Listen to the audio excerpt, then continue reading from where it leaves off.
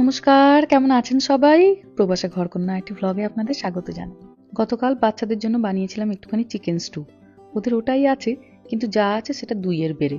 3 জনের টায় টায় হবে, কিন্তু 4 জনের একদমই হবে না। তাই সকালে ঘুম থেকে উঠেই কটুকরো ইলিশ মাছ বার করে রেখেছিলাম যে আজকে ওটাকে ভাপা খাবো। এবছরে এটা প্রথম ইলিশ ভাপা।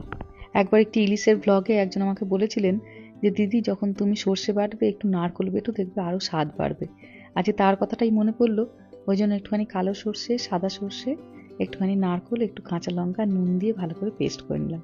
দিয়ে অল্প একটুখানি হলুদ যোগ করলাম। ইলিশ ভাপার মতো এত সুস্বাদু একটা রেসিপি এত কম সময়ে হয়ে যায়, রাঁধুনিরও অনেকটা সময় বাঁচে। স্টিলের টিফিন বক্স যতগুলোই আছে সবগুলোই ছোট ছোট, 4টে মাছ ধরবে না।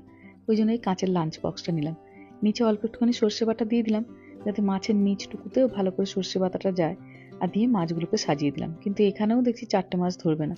এই ছোট পিসটাকে একটু যুদ্ধ বিদ্রোহ করে কোনো রকম ভাবে এখানটা ধরিয়ে নিলাম। যেটুকু যা সর্ষে বাটা ছিল ওপর দিয়ে ভালো করে দিয়ে দিলাম।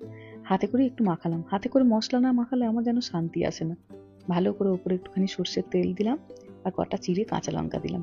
ঢাকনাটা দিচ্ছি না, ঢাকনাটা প্লাস্টিকের, তাই ওপর দিয়ে ভালো করে ফয়েলটাকে মুড়ে দিলাম। দেশে যেমন খুব সহজেই স্টিলের টিফিন বক্স পাওয়া যায়, এখানে যদি আপনার বড় একটা টিফিন বক্স না থাকে স্টিলের, এইভাবেও আপনি ইলিশ ভাপা বসাতে পারেন, ভারী সুন্দর হয়ে যায়।